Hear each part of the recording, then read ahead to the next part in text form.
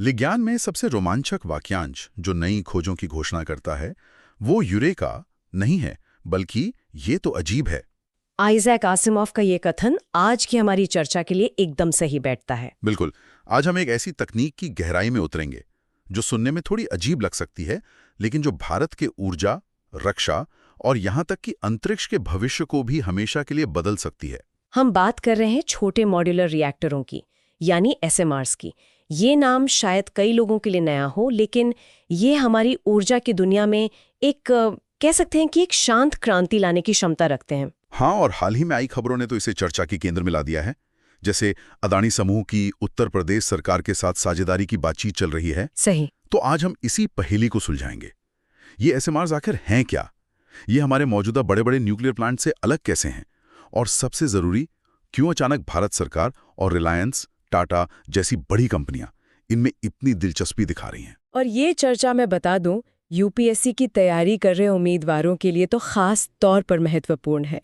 GS paper 3 में विज्ञान और प्रौद्योगिकी, ऊर्जा सुरक्षा और बुनियादी ढांचे जैसे विषयों से ये सीधे तौर पर जुड़ा है। सही। आज की चर्चा का हमारा मकसद यही है कि हम स्रोतों से मिली जानकारी को सरल बनाएं, ताकि हम सब समझ सकें कि भारत के 2047 तक 100 गीगावाट परमाणु ऊर्जा के महत्वाकांक्षी लक्ष्य के पीछे एसएमआरस की क्या भूमिका हो सकती है। तो चलिए इस तकनीक की परतों को खोलते हैं। सबसे पहले और सबसे आसान सवाल से शुरू करते हैं।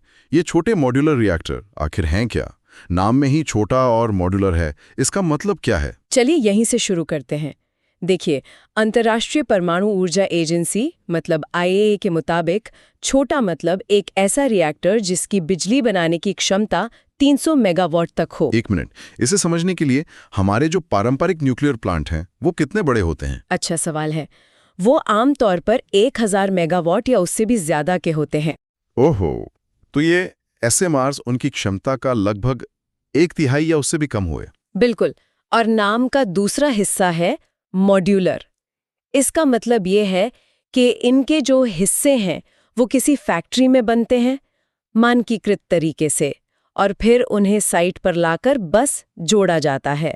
अच्छा, तो जैसे हम लेगो के ब्लॉक्स जोड़कर कुछ बनाते हैं, कुछ वैसा ही। मतलब पूरी की पूरी बिल्डिंग साइट पे बनाने के बजाय आप बने बनाए हिस्से लाकर बस असेंबल कर रहे हैं। बिल्कुल सही एनालॉजी है, और इसी वजह से इन्हें बनाने में समय और पैसा दोनों की भारी बचत होती है। दिलचस्प है। तो क्या ये सब एक ही साइज के होते हैं? नहीं, ऐसा नहीं है। इनके अलग अलग आकार भी हैं। जैसे 700 मेगावाट के मध्यम रिएक्टर भी हैं, तो वहीं दूर दराज के किसी पहाड़ी इलाके के लिए 15 मेगावाट की बहुत छोटी यूनिट्स भी बनाई जा सकती हैं। मतलब हर जरूरत के लिए एक अलग साइज। और इन्हें बनाने की तकनीक भी अलग अलग होती है क्या? हाँ, मोटे तौर पर इन्हें बनाने की 4 अलग अलग टेक्नोलॉजी है, या कह सकते हैं रेसिपी है। कोई पानी का इस्तेमाल करता है, कोई पिघले हुए नमक का। हर रेसिपी के अपने फायदे नुकसान हैं, पर सबका मकसद एक ही है, सुरक्षित तरीके से छोटी जगह पर न्यूक्लियर पावर बनाना। ठीक है, ये तो समझ आ गया कि ये क्या है। लेकिन बड़ा सवाल ये है कि इनकी जरूरत क्यों पड़े? हमारे पास बड़े बड़े न्यूक्लियर प्लांट तो हैं, फिर कोई देश इन्हें क्यों चुनेगा? मतलब इनके फायदे क्या हैं? हाँ, यहाँ ये मामला वास्तव में दिलचस्प हो जाता है। सबसे बड़ा और सबसे जरूरी फायदा है सुरक्षा। सुरक्षा। हाँ, इनका डिजाइन ऐसा होता है जिसे हम स्वाभाविक रूप से सुरक्षित या इनहेरेंटली सेफ कहते हैं। स्वाभाविक रूप से सुरक्षित मतलब अगर पावर फेल हो जाए या कोई गड़बड़ हो तो ये चेरनोबिल या फुकुशिमा की तरह मेल्टडाउन नहीं होंगे। सुरक्षा जोन की जरूरत पड़ती है, जिससे जमीन की भी बचत होती है। और लागत और समय का फायदा तो हमने समझ ही लिया। फैक्ट्री में एक जैसे कई हिस्से बनाने से मानकीकरण होता है, जिससे लागत अपने आप कम हो जाती है। और साइट पर कम काम, मतलब प्रोजेक्ट जल्दी पूरा। बिल्कुल। और एक और बड़ा फायदा है जिसे डिस्पैचेबल पावर कहते हैं।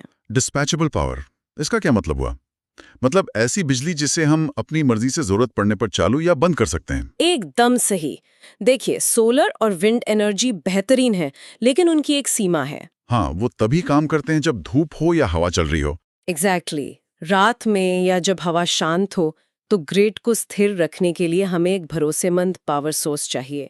एसएमआरस वो बैकबोन बन सकते हैं ये 24 घंटे 7 दिन ऑन डिमांड भरोसेमंद बिजली दे सकते हैं। ये तो बहुत महत्वपूर्ण बात है, खासकर भारत जैसे देश के लिए जहां हम रिन्यूएबल एनर्जी पे इतना जोर दे रहे हैं। ये तो बिल्कुल सही। तो ये उस सिस्टम में एक तरह की स्थिरता ला सकते हैं। सही पकड़ा। और इसे बिजली नहीं बनाते ना, हमारे स्रोतों में इनके कई और उपयोगों का भी जिक्र है। हाँ, ये बहुत वर्सेटाइल है। ये सिर्फ बिजली ही नहीं बल्कि उद्योगों जैसे स्टील या हाइड्रोजन उत्पादन के लिए सीधे गर्मी भी दे सकते हैं। साथ ही इनका उपयोग समुद्री पानी को मीठा बनाने यानी डिसैलिनेशन के लिए भी किया जा सकता है। अच्छा, कल्पना कीजिए झारखंड की एक स्टील मिल या गुजरात के एक इंडस्ट्रियल पार्क को अपने ही छोटे न्यूक्लियर प्लांट से 24 घंटे साफ ऊर्जा मिल रही है। बिल्कुल, यही भविष्य है। ये सुनने में तो बहुत ही क्रांतिकारी लगता है, लेकिन कोई भी तकनीक परफेक्ट नहीं होती। ये फायदे तो बहुत आकर्षक हैं, पर क्या इसमें कोई चुनौतियां या चिंताएं भी हैं?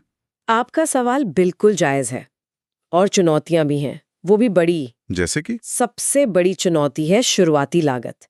एक SMR भले ही सस्ता हो, लेकिन जिस फैक्ट्री में उसके हजारों हिस्से बनेंगे उसे स्थापित करना बहुत महंगा है।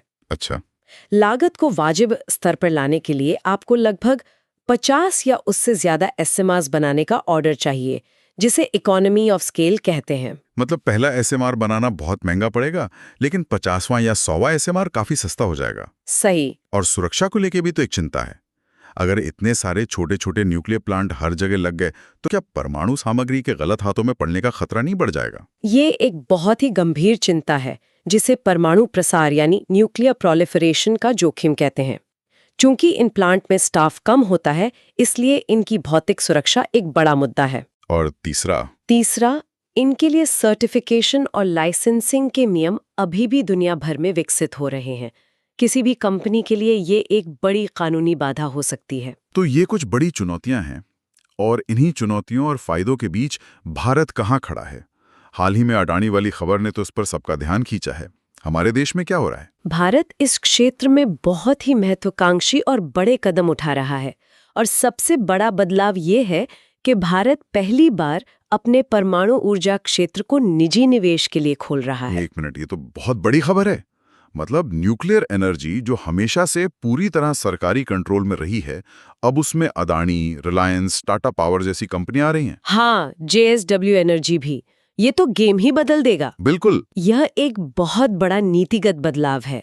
अडानी समूह की जो बात चल रही है, वो उत्तर प्रदेश में 200 मेगावाट के 8 SMRs लगाने की है। 8 SMRs? हाँ, जिनकी कुल क्षमता 1.6 गीगावाट होगी। और ये सब सरकार के एक बहुत बड़े लक्ष्य का हिस्सा है।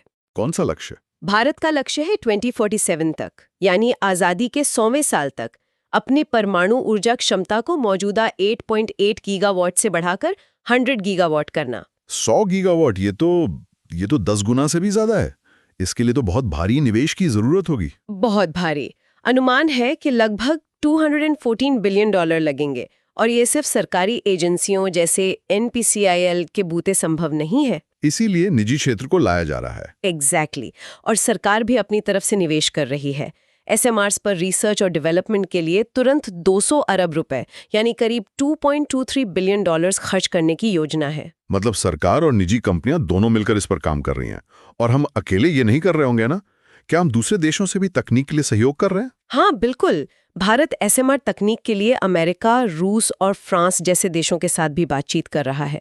तो एक तरफ स्वदेशी डिजाइन पर काम हो रहा है, जिसका लक्ष्य 2033 तक 5 SMRs चालू करना है। सही। और दूसरी तरफ अंतर्राष्ट्रीय सहयोग के दरवाजे भी खुले हैं। तो ये सिर्फ भारत की कहानी नहीं है। दुनिया भर में क्या हो रहा है? SMRs का उपयोग कहाँ और कैसे हो रहा है, खासकर बिजली बनाने के अलावा? बिजली बनाने के अलावा इसका सबसे पुराना और स्थापित उपयोग है सैन्य क्षेत्र में।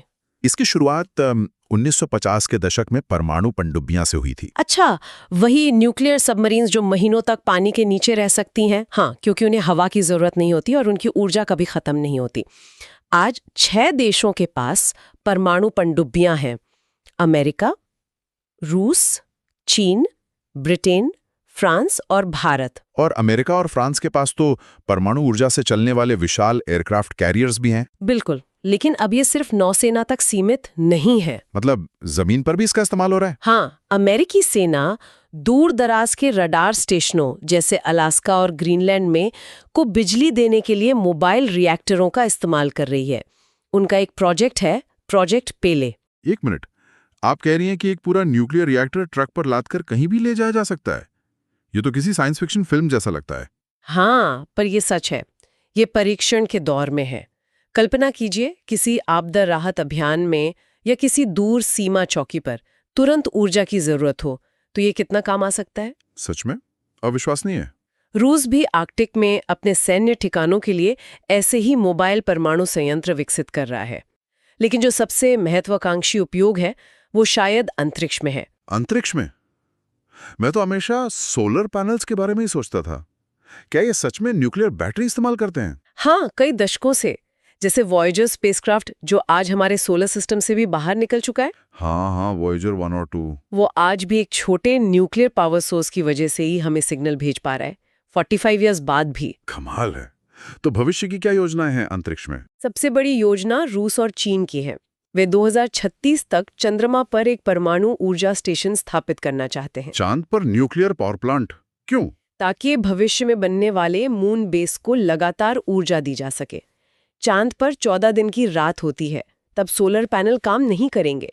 एक स्थायी बेस के लिए 24 घंटे बिजली चाहिए होगी। सही बात है। और सिर्फ रूस चीन ही नहीं, अमेरिका का आर्टेमिस कार्यक्रम भी 2030 के दशक में चंद्रमा पर बेस कैंप बनाने की योजना बना रहा है। भारत भी इस आर्टेमिस समझौते पर हस्ताक्षर करने वाला 27वां देश है। और हमारा अपना लक्ष्य 2035 तक चंद्रमा पर बेस बनाने का है। तो भविष्य में ऊर्जा की जरूरत वहां भी होगी। बिल्कुल। वाह। तो SMRS सिर्फ धरती पर ही नहीं बल्कि चांद पर भी हमारी बस्तियों को रोशन कर सकते हैं। इन सभी जानकारियों को समेटते हुए वापस भारत पर आते हैं। भारत के लिए आगे की राह क्या है? सफल होने के लिए हमें किन बातों पर ध्यान देना होगा? देखिए, ये तो साफ है कि SMRS भारत के 2047 के 100 गीगावाट के परमाणु लक्ष्य और नेट जीरो प्रतिबद्धताओं को पूरा करने के लिए बहुत जरूरी है। हाँ, ये तो स्पष्ट है। लेकिन इसके लिए कुछ ठोस कदम उठाने होंगे। सबसे पहले तो सरकार को नियम कानून एकदम साफ और आसान बनाने होंगे। लाइसेंस लेने का प्रोसेस इतना लंबा और मुश्किल न हो कि कंपनियां आने से ही डरें। सही बात है। एक स्पष्ट और सरल रेगुलेटरी फ्रेमवर्क होना चाहिए। दूसरा, लागत में कमी। जैसा कि हमने चर्चा की, ये तभी संभव होगा जब बड़े पैमाने पर उत्पादन हो। बिल्कुल। और उसके लिए हमें देश में ही एक मजबूत सप्लाई चेन और मैन्युफैक्चरिंग इकोसिस्टम बनाना होगा। हमें मेक इन इंडिया SMRS पर जोर देना होगा। और तीसरा, और शायद सबसे जरूरी, जनता का विश्वास। परमाणु ऊर्जा का नाम सुनते ही लोगों के मन में सुरक्षा को लेकर सवाल उठते हैं, जो स्वाभाविक भी हैं। हाँ, इन चिंताओं को पारदर्शी तरीके से दूर करना और लोगों का भरोसा जीतना बहुत महत्वपूर्ण होगा। हमें लोगों को समझाना होगा कि ये नई पीढ़ी के रिएक्टर पुरानी तकनीक से कहीं ज्यादा सुरक्षित हैं। तो अगर ये 3 काम, सरल नियम, कम लागत और जनता का विश्वास, हम हासिल कर पाएं, तो SMRS भारत के ऊर्जा भविष्य को बदल सकते हैं। निश्चित रूप से। तो आज की चर्चा से ये स्पष्ट है कि छोटे मॉड्यूलर रिएक्टर सिर्फ एक नई तकनीक नहीं है, बल्कि ये भारत के ऊर्जा परिदृश्य में एक बड़ा रणनीतिक बदलाव लाने की क्षमता रखते हैं। ये न केवल हमारे शहरों और गांवों को 24 घंटे रोशन कर सकते हैं, बल्कि हमारी इंडस्ट्री को ताकत देने से लेकर हमारी सेना और अंतरिक्ष कार्यक्रमों को भी नई ऊंचाइयों पर ले जा सकते हैं। बिल्कुल। और जाते जाते एक विचार छोड़ना चाहूंगी। आज हम स्मार्ट सिटीज की बात करते हैं। कल्पना कीजिए एक ऐसे भविष्य की जहां हर स्मार्ट सिटी, हर बड़े इंडस्ट्रियल पार्क और यहां तक कि लद्दाख जैसी दूर दराज की सीमा चौकियों को अपने ही एक छोटे, सुरक्षित और साफ सुथरे परमाणु रिएक्टर से बिजली मिल रही हो। ये अब विज्ञान कथा नहीं, बल्कि एक वास्तविक संभावना लग रही है। हाँ, लेकिन सवाल ये है कि इस तकनीकी छलांग के साथ आने वाली सामाजिक, आर्थिक और सुरक्षा संबंधी जिम्मेदारियों के लिए हम कितने तैयार हैं? इसी सवाल के साथ हम आज की ये गहन चर्चा समाप्त करते हैं। इस तरह की और भी जानकारीपूर्ण चर्चाओं के लिए हमें लाइक करें, सब्सक्राइब करें और अगर आपके कोई प्रश्न हैं तो कमेंट्स में जरूर बताएं।